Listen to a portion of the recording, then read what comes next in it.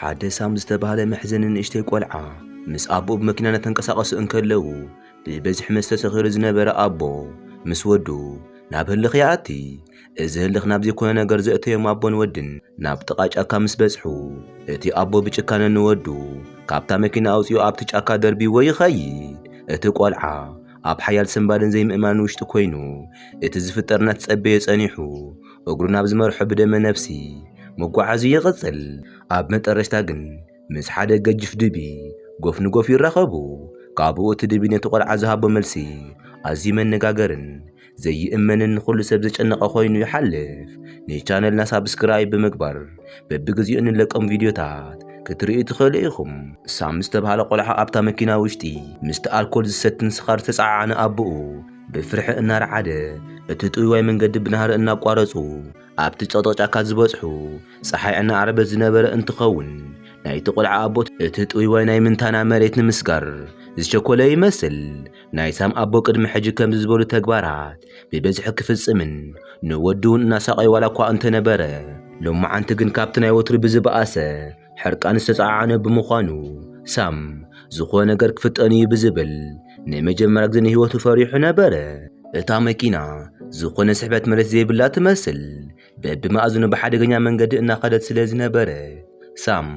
ኣብታ መኪና ካብቲ ሓደ ጎኒ ናብቲ ሓደ ጎኒ እናተጋጨየ እንከሎ ንኣቦኡ ጠጠው ንከብላ እናበኸየ ዋላ እኳ እንተሓተቶ ኣቦኡ ግን ብዘይ ኣገባብ ዝኾኑ ቃላት እናጸረፎ ሕርቃኑ ኣቦኡ ከዝሕሎ ይፍትን። ሳም ብኽያቱን ንግግሩን ጠጠው ከብል ስለ ዘይከኣለ ኣቦኡ ብሕርቃን እቲ ናይ መኪና በሪ ኸፊቱ ጭካነ ብዝተመልአ መንገዲ ነቲ ህፃን ወዱ ካብታ መኪና ኣውፂኡ እንትድርብዮ እቲ ቆልዓ ሰውነቱ ምስ መሬት ተጋጩ ደም እናፈሰሶ ሰንቢዱን ዝኾነ ጠፊእዎ ብፃዕሮሞት ንጎኒ ተገርቢጥ ነታ መኪና ዋላ እኳ እንተረአያ ኣቦኡ ግን ጨኪኑ ገዲፍዎ ስለ ዝኸደ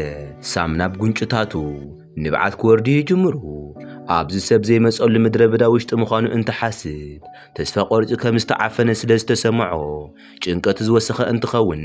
ቀስ ብቀስ እውን እንትመሲ ተደናጊሩ እግሩ ናብ ዝመርሖ እንትኸይድ ኣብቲ ጫካ ንኽንደይ ግዜ ዝኣክል ከም ዝጸንሕ ዝፈልጦ ነገር ኣይነበሮን። ካብዚ ንድሓር ምናልባሽ ኣራዊት መጺኡ ከጥቅዖ ከም ዝኽእል እንትሓስብ እናፍርሖ እናወሰኻ ብዝመጽእ ቁሪ እናተቓለሰ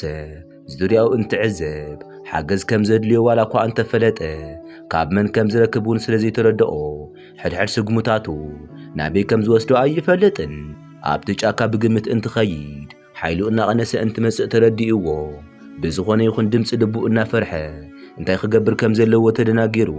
በይኑ እናኸደ ጸኒሑ ልስልስ ዝበለ ድምፂ ሰሚዑ ምናልባሽ ብዃላ ከም ዝኾነት ዋላ እኳ እንተሓሰበ ብድሕሪ ዘሎ ዝኾነ ይኹን ናይቲ ጫካ ፍጡር ንምግፋጥ ወሲኑ ናብቲ ድምፂ ይዘውር። ይኹን እምበር ኣብ ጥቕኡ ጠጠው ዝበለ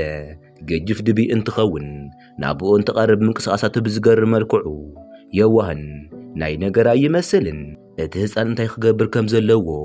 ሙሉእ ንምሉእ ርግፀኛ ካብ ዘይምዃኑ ንላዕሊ ከምዚ ዓይነት ተጓንፎ ብዙሕ ግዜ ብጽቡቕ ነገር ከም ዘይውዳእ ብፊልም ርኢዩ እዩ።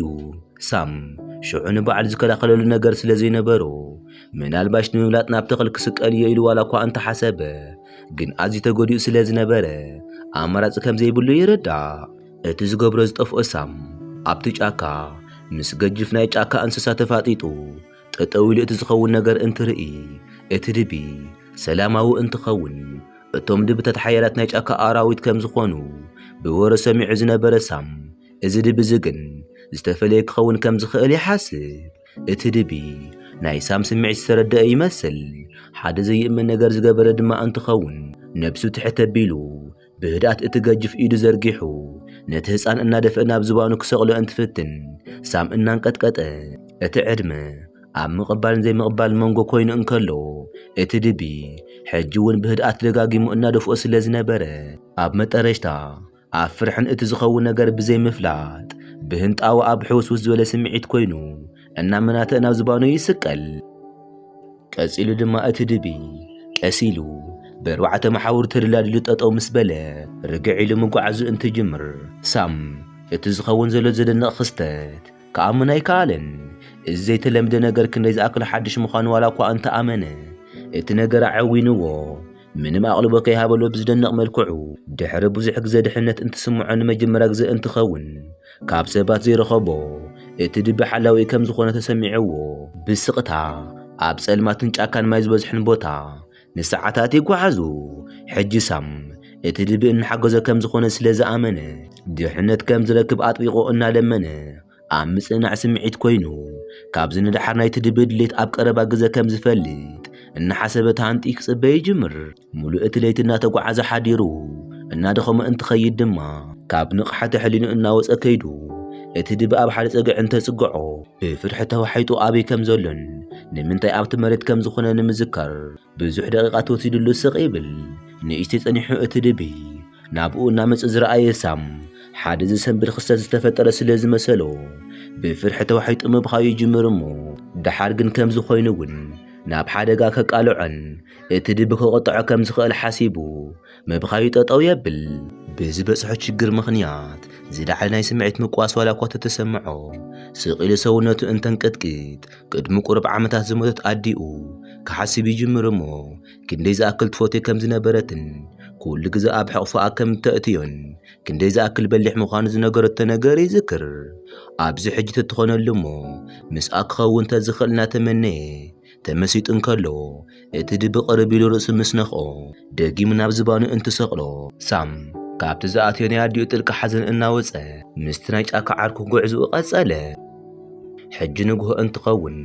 እቲ ኩነታት ኣየር እናዝሓለ እቲ ሰማይ እውን ንምጽራይ እናተቓለሰ ማእኸላይ ኮንዲሽን እናመጸ ከሎ ሳም ድሕነቱ ዝተሓለየ ኮይኑ ንኽጸንሕ ብውሽጡ እናተመነየ ኣብ መንጎ ጉዕዞኦም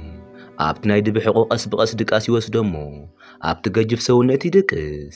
እዚ መደነቒ ፍጡር ኣብ ልቡ ውሽጢ ናይ ምንባር ብሕታዊ ተስፋ ክኸውን ከም ዝኽእል ከኣምን ስለ ዝጀመረ ብስቕታ ውሽጢ ዓርሲ በዓርቶም ርክብ ፈጢሮም ሰላም ከም ዝተሰምዖ እሙን እዩ። ምኽንያቱ ካብ ናቱ ነፍሲ ብዙሕ ዕጽፊ ዝተፈለየ ፍጡር ንዕኡ ክጎድኦ ተዝደሊ ነይሩ። ክሳብ ሕጂ ደስ ዝበሎ ክገብሮ ነይሩ እዩ። ቀጺሉ እቲ ድቢ ቀስ ብቀስ ጠጠው ይብል እሞ እቲ ከባቢ ብጥልቀት ንምዕዛብ ቅንዕ ኢሉ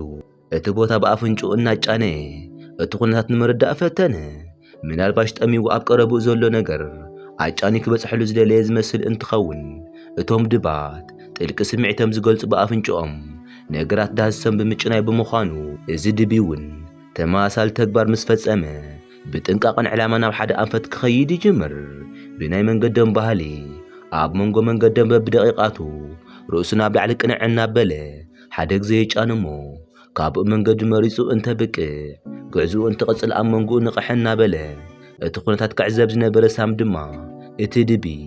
እንታይ ከም ዝደሊ ንምርኣይ ተሃንጥዩ እቲ ዝፍጠር ተኣምር ከትርፎ ይኹን ክጭርሶ ክጽበይ ይጅምር። ንእሽተይ ጸኒሑ እቲ ድቢ ዝተሰንከተ ዳቦን ዝበሰለ ፍረምረን ሒዞም ኣብቲ ጫካ ውሽጢ ፍትሕ ዝበሉ ናይ ፍቑራት ሰሓቕ ምህላዩ ኣጫንዩ ስለ ዝበጽሓሉ ሳም ካብዚ ንላዕሊ ሓገዝ ከም ዘድልዮ እናፈለጠ ነቲ ቆልዓ ኣብ ሕቑኡ ብህድኣት ተሸኪምዎ እንከሎ ናብ ተልእኽኦም መጠረሽታ የመርእ። እቶም ሓደሽቲ ፍቑራት ሳራን ማርክን ብናይ ንጉሆ ፀሓይ ተዓጅቦም ብዝግባእ ንባዕሎም እናዘናግዑ ሙሉእ ሰሙን ብህንጣይ ክጽበይዎ ዝነበረ እቲ ናይ ምዝንጋዕ ግዜኦም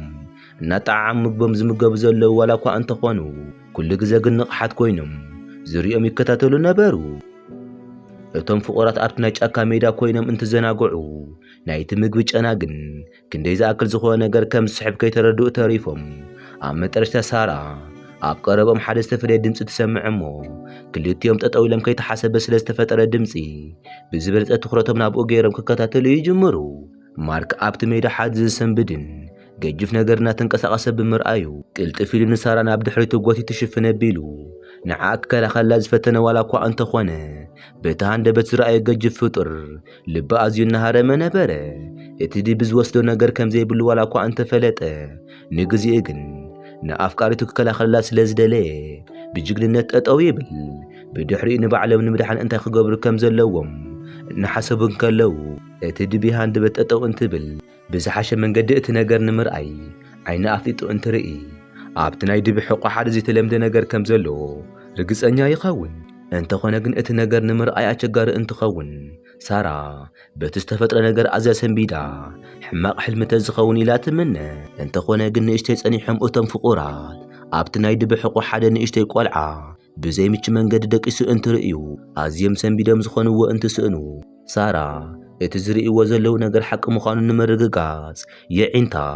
ብዙሕ ግዜ ብኢዳ እናሓሰየት ምርኣይ ዋላ እኳ እንተቐጸለት ምንም ዝተቐየረ ነገር ስለ ዘይነበረ እዚ እንታይ ማለት እዩ ብኸመይ ከድቢ ንወዲ ሰብ ሓዚሉ ክዘውር ኢሎም ሕንቅሊተይ ዝኾነ ሕቶኦም መልሲ ዋላ እኳ ተዘይረኸቡ ንባዕሎም ይስንዝሩ። ክልቲኦም ከቢድ ምድንጋርን ስንባርን ተፀዓዒንዎም እቲ ትርኢት እንትርእዩ ግን ናይቲ ድቢ ተግባራት ጨካን ከም ዘይኮነን እቲ ንእሽተይ ቆልዓ ንምክንኻንን ንምሕጋዝን ዝፍትን እምበር ጉድኣት ዘብፅሕ ኮይኑ ኣይረኸብዎን። ቀፂሉ እቲ ገጅፍን የዋህን ድቢ ክሳዱ ንሰማይ ቅንዕ የብል እሞ ማርክን ሳራን ዝፋተዩ ምዃኖም ንምርግጋፅ ጨንኦም ንምጭናይ ይፍትን። ሕጂ እውን እቲ ምስኪን ናይ ጫካ ፍጡር ናይ እንስሳነቱ ዝፈጠሮ ደመ ነፍሱ ተጠቂሙ ዝሰርሖ ጽቡቕ ነገር ዘቋርጸሉ ሰዓት ስለ ዝበፅሐ ሃንደበት ሰውነቱ ናብ መሬት ትሕተ ኣቢሉ ነቲ ዝደቀሰ ቆልዓ ካብ ማእገሩ እንትቕስቕሶ ሳም እውን ቀሲሉ ናብ መሬት ይወርድ። ካብኡ እቲ ቆልዓ ነብሲ ዘይፈለጠ ስለ ዝነበረ እቲ ድቢ ድቃሱ ክሳብ ዝውድእ ድግፍ ኣቢልዎ ይጸንሕ እሞ ኩሉ ነገር ንምርዳእ ኣብ ዝኽእለሉ ኩነታት እንትኸውን እቲ ድቢ ዝርያ ርእዩ ቀሲሉ ንድሕሪት ከይዱ ናብቶም ንዕኡ ዝመስሉ ፍጥራት ንምሕዋስ ቦታ ይህቦ። ማርክን ሳራን እቲ ኩነታት ብዝግባእ ስለ ዝተረድኡ ምንም ከየመናቱ ናብቲ ቆልዓ ቀሪቦም እንትርእይዎ እቲ ብቁስልን ርስሓትን ዝተሸፈነ ሳም ነቶም ፍቁራት ቅንዕሉ እንትርእዮም የዒንቱ ብዝተሓዋወሰ ስምዒት ተመሊኦም እፎይታ ረኺቡ ድምፂ ኣውፂኡ ንምንጋር እንትቃለስ ግን ካብ ሾሽኮታ ንላዕሊ ከውፅእ ኣይከኣለን። ቀፂሉ ድማ ቀሲሉ ብዝደኸሙ ቃላት በጃኽም ሓጉዝኒ እንትብል ሳራ ኣብ ጎኒ ዝተጎድአ ቆልዓ ተንበርኪኻ የዒንታ ንብዓት የፍስሱ። እቲ ድቢ ኾነ ንሶም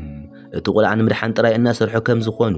ልስልስ ብዝበለ ንግግር እናረጋገፀትሉ ክትሓቕፎ ዋላ እኳ እንተደለየት ሰውነቱ ኣዝዩ ስለ ዝሓመመ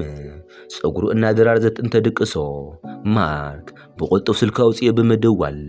ናይ ሓደጋ ግዜ ሰራሕተኛ ፀዊዑ ንክመፅሎም ይናገር። እኒ ሳራ እቲ ቆልዓ ክንደይ ዝኣክል ከም ዝተጎድአ ስለ ዘይፈለጡ ቅልጥፍ ዝበለ ናይ ሕክምና ሓገዝ ግን ከም ዘድልዮ ርግፀኛታት ስለ ዝኾኑ እቶም ሰባት ክሳብ ዝመፁ ሓደ ምግቢ ንክበልዕ ንሳም ዋላ እኳ እንተሓተትዎ ንሱ ግን ንምብላዕ ፈቃደኛ ኣይኮነን። ምክንያቱ እቲ ንእሽተይ ቆልዓ እዞም ሰባት ኣሚንዎም ዝፍጠር ነገር ስለ ዘይፍለጥ ፈሪሑ እዩ። እዚ ኩሉ ነገር ርሕቕ ኢሉ ክከታተል ዝነበረን ሕጂ እውን ናይቲ ቆልዓ ድሕነት ክሳብ መጠረሻ ንምርግጋፅ ክፅበ ዝነበረ ድቢ እቶም ሰባት እውናት ምዃኖም ምስ ተረድአ ቀሲሉ ገጽ የዝር እሞ ብቁልጡፍ ናብ ጫካ ኣትዩ ይኸይድ። ብዙሕ ከይጸንሑ ናይ ፓራሜዲክ ጉጅለ ኣባላት ዝሓዘት ብሌን ኣብ ልዕሊኦም እናዘረት ጸኒሓ ተረጋጊዓ ምስ ዓረፈት ንሳም ናይ መጀመርያ ሓገዝ ይገብርሉ እሞ ብቁልጡፍ ኣብ ቀረቦም ናብ ዝርከብ ሆስፒታል ይወስድዎ። እቲ ምስኪን ቆልዓ ድጋፍ እናተገበረሉ ምዃኑ እንትርኢ እናተረጋጋዕ ዝመጽእ እንትኸውን ኣብቲ ጫካ ከጋጥሞ ዝኽእል ሓደጋ እንተሓስብ ግን የዒንቱ ንብዓት መሊኦም ስለ ዝነበሩ እቶም ፓራሜዲክ ኣጀኻ እናበሉ ምስ ተጓዓዙ ናብ ሆስፒታል ምስ በጽሑን እቶም ዶክተራት እቲ ዝተፈጥረ ነገር እንትሰምዑ ኣብ መጀመርያ ተደናጊሮም ንህይወት ዋላ እኳ እንተሰግኡ ኣብ ሰውነቱ ዝበፅሐ ጉድኣት ኣዝዩ ከቢድ ክኸውን እዩ ዋላ እኳ እንተበሉ ክንዲ እቲ ዝፈርሕዎ ዝኣክል ከም ዘይኾነ ብምርመርኦም ያረጋገፁ። ኣብ ዝተወሰነ ክፍሊ ኣካላት ስብራት ዘጋጠሙ እንትኸውን ገለገሊኦም ዝጸንሑ ብምዃኖም ክፍሊ ኣካላት ክስእን ከም ዝኽእል ዋላ እኳ እንተገመቱ እቶም ሕክምና ኣጠናኽሮም ዝቐጸሉ ዶክተራት ሳም ሕጂ እውን ምስ ንቕሓቲ ሕሊንኡ እናተቓለሰ ስለ ዝነበረ እንታይ ከም ዝተፈጠረ ንምፍላጥ ምስኡ ውፅኢታዊ ዝኾነ ንግግር ንምግባር ከም ዝሸገሮም ይገልጹ። ይኹን እምበር ዝተኻኣሎም ኩሉ ገይሮም ናይ ሳም ናይ ፈውሲ ጉዕዞ ብኣካል ኮነ ብስምዒታውነት ንምስኻዕ ኩሉ ነገር እንትፍትኑ እቲ ህፃን ኣብ መጠረሽታ ካብ ምድቃሱ ይትስእ እሞ ብስቕታ ኣብቲ ናይ ሆስፒታል ዓራት ደቂሱ ንባዕሉ እንትረኽቦ ብዘሕዝን ገጽታ ስለ ዝነበረ ዝረኣዮ ኩሉ ዝሓዝነሉ ቆልዓ ብምዃኑ ብፍላይ ድማ ሳራ ዓይኑ ካብ ዝገለጽ ግዜ ጀሚራ በብመዓልቱ እናመፀት እናጎብነየቶ ንኣዶ ዝምጥን ምክንኻን ትገብረሉ ሳም በይኑ ኣብቲ ጫካ ተደርቢዩ እናሃለየ ስለ እቲ ህይወት ዘድሓናሉ ድቢ እናሓሰበ እቲ ድቢ ብዙሕ ዘይሕግዘ ነይሩ እቲ ዝኸውን ነገር ሓሲቡ ብምግራም ኣዲኡ ዝብለ ዝነበረ ነገር ብኣድናቆት ይዝክር። ቀፂሉ ድማ ኣብዚ መሕዘኒ ምስኪን ቆልዓን ኣብቲ ጫካ ዘሎ የዋህ ፍጡር ዝተፈጠረ ታሪክ ከም ቃጸለ ሓዊ ብኩሉ ሚድያ ብምስርጫዩ ኩሉ ሰብ ስለ እቲ ህፃን ቆልዓን ስለ እቲ ዘድሓነ ድቢ ብዝበለፀ ክፈልጡ ደልዮም እቲ ሓበሬታ ካብ ዝተፈላለየ ቦታ ይደህስሱ። ኣብ መጠረሽታ እቲ ቆልዓ ነዚ ኩሉ ነገር ዘሳጥሖ ጨካን ኣቦኡ ኣብ ኢድ ቁፅር ፖሊሳት ምስ ወደቐ እቶም ዶክተራት ሳም ብዝግባእ ምስ ነቕሐ እቲ ዝተፈጸመ በደልን ምንግልታዕን ሓቲቶም أبو زغبر نجار كل بقلص نجرم أبز حج هس أنسام بزي ما نمعبين بيت سبن بحتو استرف ولا كوا أنت خوانا أبتج أكازر خبو النساراجن بقول تفنعو بحجن كعبي وحتى يقرب مو أبقون نزخونن ناي حاجة زادا وزرقو ناي حق ولد ساران ماركن بفقر مسغانا حابير ومهوت ممرح قصاله نسخم كبيتسب سلازي ناي صبغنا التاريخ انتاي تسمعكم كمتناي كل جزا حسبكم من رئيتكم أب كومنت سيكشن أكافلنا